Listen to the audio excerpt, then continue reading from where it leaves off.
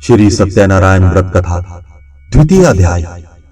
श्री सूत जी बोले, हे ऋषियों, जिसने पहले समय में इस व्रत को किया है उसका इतिहास कहता हूं, ध्यान से सुन। सुंदर काशीपुरी नगरी में एक अत्यंत निर्धन ब्राह्मण रहता था। वह भूख और प्यास से बेचैन हुआ नित्य पृथ्वी पर घूमता था।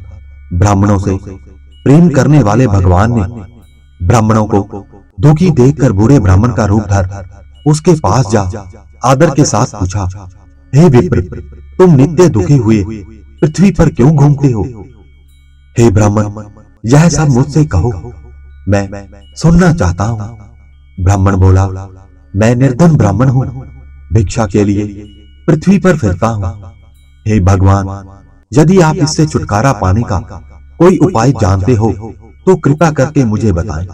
वृद्ध ब्राह्मण बोला, हे विप्र, सत्यनारायण भगवान मनवांछित फल देने वाले हैं, इसलिए तुम उनका पूजन करो, जिसके करने से मनुष्य सब दुखों से मुक्त हो जाता है।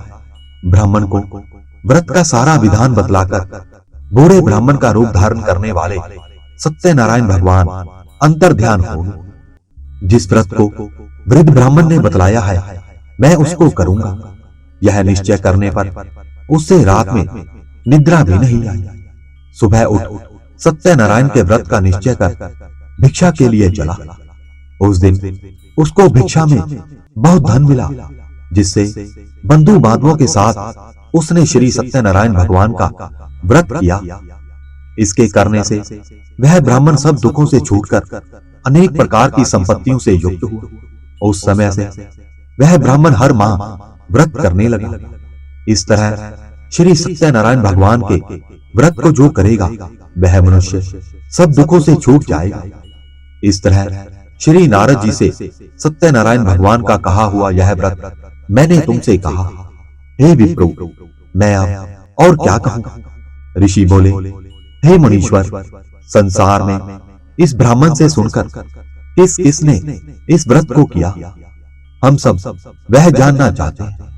इसके लिए हमारे मन में जिज्ञासा है।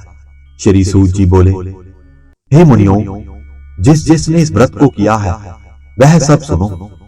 एक समय वह ब्राह्मण धन और ऐश्वर्य के अनुसार बंधु बांधवों के साथ व्रत करने को तैयार हुआ।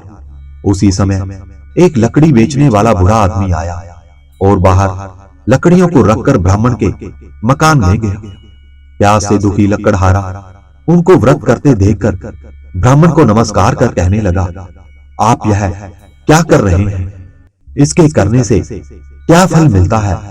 कृपा करके मुझे बताइए। ब्राह्मण ने कहा, सब मनोकामनाओं को पूर्ण करने वाला यह श्री सत्यनारायण भगवान का व्रत है। इसकी ही कृपा से मेरे यहाँ धन धान्य आदि की वृद्धि हुई है। ब्राह्मण से इस व्रत के बारे में जानकर लकड़हारा अत्यधिक प्रसन्न हुआ। चरणामृत ले प्रसाद खाने के पश्चात अपने घर को गया। अगले दिन लकड़हारे ने अपने मन में इस प्रकार का संकल्प किया कि आज ग्राम में लकड़ी बेचने से जो धन मिलेगा उसी से सत्यनारायण देव का उत्तम व्रत करूंगा। यह मन में विचार कर वह बूढ़ा आदमी लकड़ियां अपने सिर पर रखकर जिस नगर में धनवान लोग रहते थे ऐसे सुंदर नगर में गया।